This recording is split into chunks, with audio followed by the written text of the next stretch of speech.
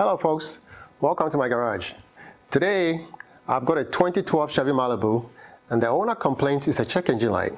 Apparently there are no drivability issues, just the check engine light. But before we get down into the nitty-gritties of trying to solve the problem, let's go through a little history about what brought us to this point. So according to the vehicle owner, the check engine light came on, maybe while he was driving, I don't know. But it came on and he took it to someone, apparently his mechanic, that said that he needed a cam sensor. He's a pretty handy guy, so he decided to replace the cam sensors himself. So he replaced the intake side. I'm reading from a small log sheet here. He replaced the intake side and then wanted me to replace the exhaust side. So he brought the car to me. During my conversation with him, I decided to pull the codes real quick. So when I pulled the codes, based on what I saw, I didn't think it was a cam sensor, so I explained that to him. And then, based on that conversation, he wanted me to diagnose the vehicle. So that's why we're here. So I want us to start, first of all, by verifying the owner's complaint. Let's check it out. So over here, you can see the codes P0013 and P0014. P0013 says exhaust camshaft position actuator solenoid control circuit. And then P0014 says exhaust camshaft position system performance. So usually if you have an actuator and a related circuit that work hand in hand, it's always good to make sure the actuator is fine before you move on to the sensor. For example, the exhaust camshaft position actuator solenoid adjusts the camshaft position and the sensor records that position.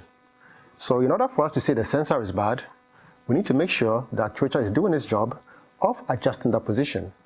So now that we've verified the customer complaint, there are several tools that we can use to get to the same conclusion. In this case, I'm going to use my scan tool. I'm going to actuate the solenoid and I'm going to watch the desired position or the commanded position, which is the position that I command the actuator to go to. And then I'm going to observe the actual position of the actuator and I can compare those two positions. If the actuator responds to the command, say if I command it to go to 5 and it goes to 5, then everything is fine. If it doesn't, then we have a problem. It doesn't really mean the actuator is bad. It could be the actuator, the wires, or the computer that's commanding the actuator. We have to do all those tests to make sure that we take guesswork out of this job. Now, before I test the actuators, I want to explain where they are located. I'm sure we'll see them here in due time. The exhaust actuator is located right here in the back, on top of the valve cover. And the intake actuator is located on the opposite side, also on the valve cover. Now, I don't want to take anything off now because I don't want the car to idle funny while I actuate these solenoids. So, I'm going to leave everything connected, and then I'm going to actuate the solenoids. And then based on that, we'll decide what direction to go. So right now, I have my engine running, and I'm going to proceed to locating that feature that helps me to test the actuators. So let's find it and test both the exhaust and the intake side.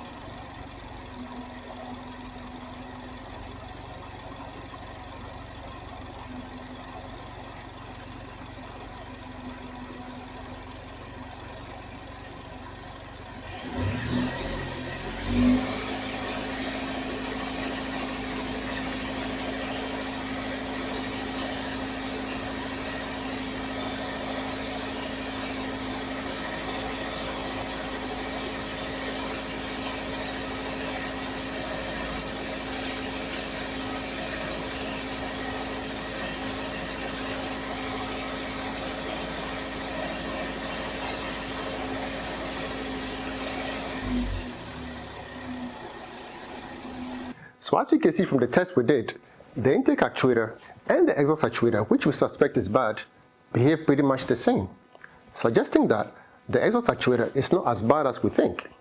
But it's quite common for actuators to behave this way, intermittently bad until they start getting hot. So what do we do now? We need to give this solenoid some time to get warm. So we need to run the engine for about 10 minutes so that the solenoid can warm up. And I think that's going to give it just about enough time to exhibit the failure symptoms that we expect. So the engine has been running for about 10 minutes, 16 seconds. Let's do this test again.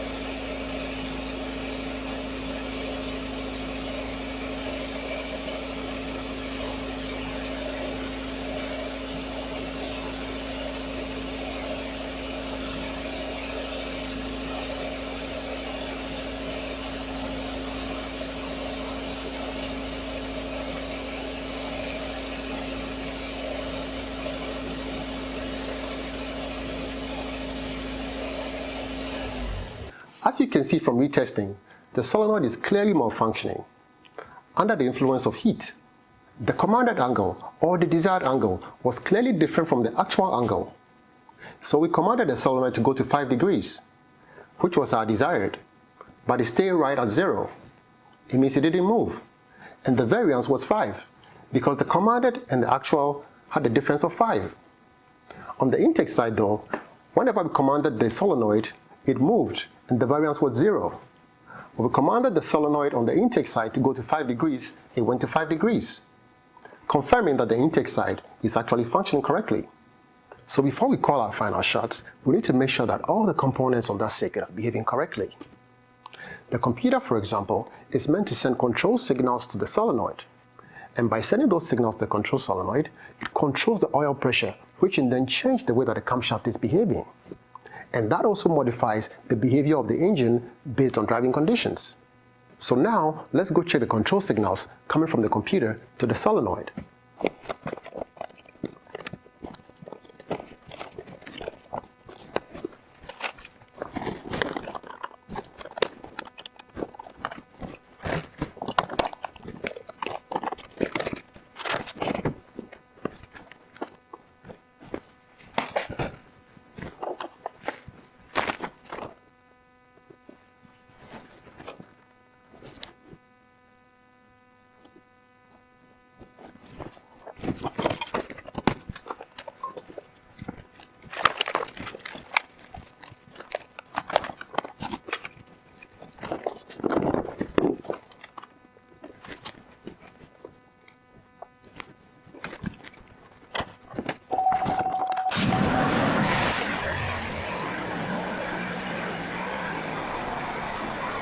So I have the engine running, and currently I'm probing both the intake solenoid and the exhaust solenoid, just to show you how they behave when they're actuated.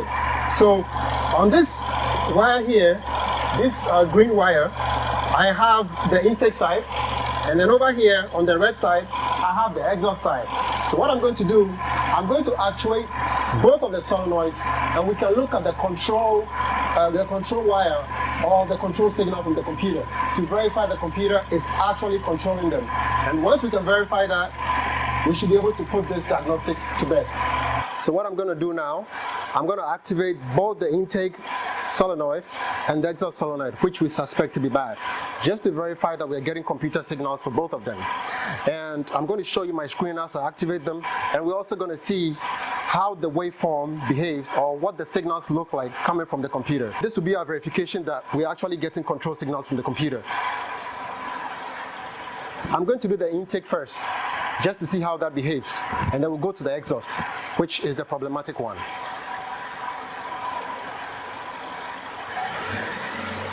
So the RPM is rising in preparation for the test, and I'm going to increase the desired angle or the commanded angle, and then we're going to see how the waveform looks like on the computer screen.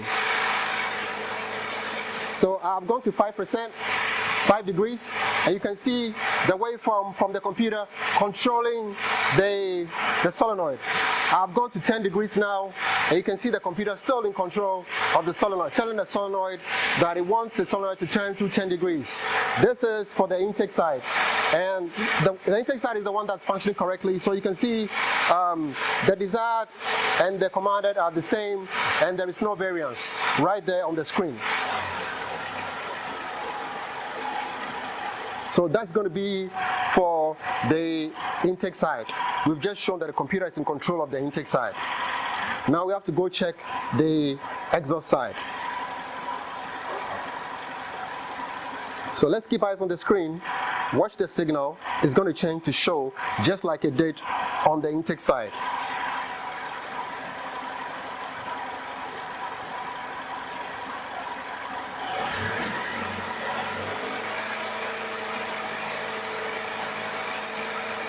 You can see the signal, but look how the signal looks like. It looks a bit funny, doesn't it?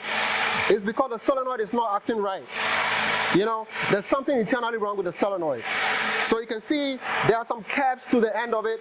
It's behaving a little funny, as you can see from the screen here. So that tells you that we are getting a signal from the computer, but the solenoid is just not responding correctly. Now the thing about these tests is that after a couple of seconds, the computer cuts out the test just to protect the engine. But we can clearly see that the computer is sending control signals to both solenoids. These are verification that the computer is fine, the control lines are fine, and then the solenoid is the bad one here, as we've seen from the waveform of both solenoids. So we're going to proceed to change the solenoid, and then we're going to command the solenoid, the exhaust solenoid, and see how it behaves. And then hopefully we can do another final test to verify that, you know, the waveform looks exactly like the intake side. So I have a new solenoid. I'm going to go ahead and install it. And when I install it, we're going to go ahead and do the actuation again and see how the signals look compared to before the new one was installed.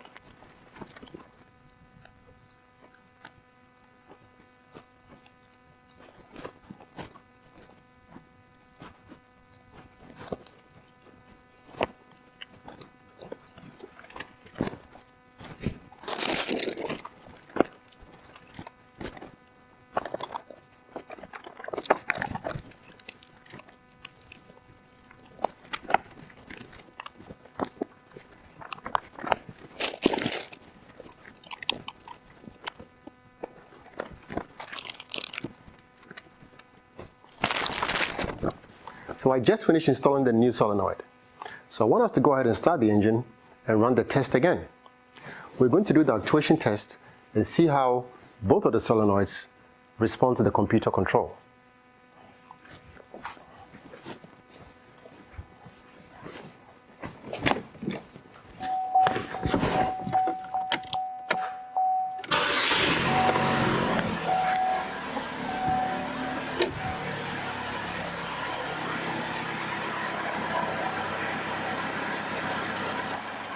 So the engine is running.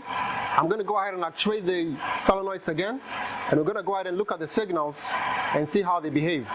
We also need to take note of the desired and the actual solenoid angle, especially for the exhaust, which was problematic per our diagnostics.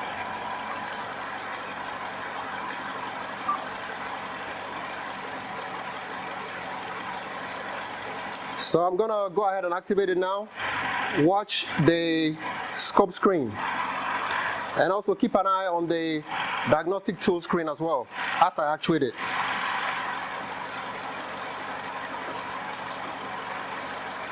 So active test. We'll do the exhaust, because remember the exhaust had some curved lines along the bottom side of it, so the lower side of it, so we're going to check that.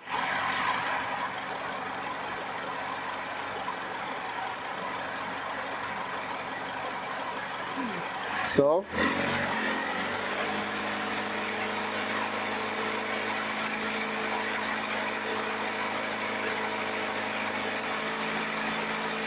now look at the exhaust signal now compared to what we had before. Look at what we had before and compare it to this. You can see the edges are all squared up nicely, showing that the solenoid is obeying the command of the computer and rotating appropriately or channeling the flow of the oil appropriately to turn the camshaft to the desired location. Also, if you observed, the variance was 0, meaning that the desired and the actual were the same. Mind you, this engine has been running, so it's a hot engine. Let's go ahead and let's go back and check again the intake side to verify that we have a fix.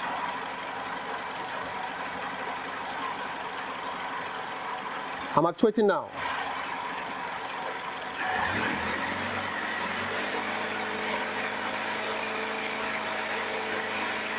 Now watch the intake waveform. This is exactly what it looked like before, and we haven't replaced that one, so that one is good. Okay, so you can see over here my commanded is 5 degrees and my desired is 5 degrees, and the variance is 0 as we want. And we're going to go back one more time to the exhaust side and test that again, and then we'll call this job done.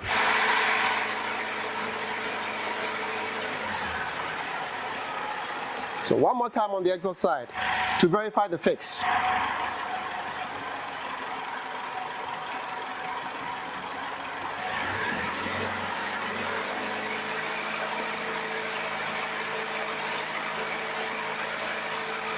Look at the exhaust side. The variance is 0. It's sometimes going to 1, but a little bit of variation is okay. But for the most part, it's staying at 0, which is what we want. We want the commanded to be the same as the actual. So we exit the test, and obviously the waveform disappears. So this job is pretty much done, and we'll call it a job. We'll put everything back together and make the vehicle ready for the owner to come pick it up. I hope you guys enjoyed the content that I shared here, and if you have any questions, please put in the comments. If I left anything out or you think there's something I'm missing, I'm very happy to learn from other people as well. I enjoy interaction with the community. So please put your comments and your questions and suggestions or whatever below, and I will be sure to check them out. And if you like the video, please consider subscribing and turn on all notifications for when I upload new videos. Thank you for your time, and I'll catch you next time.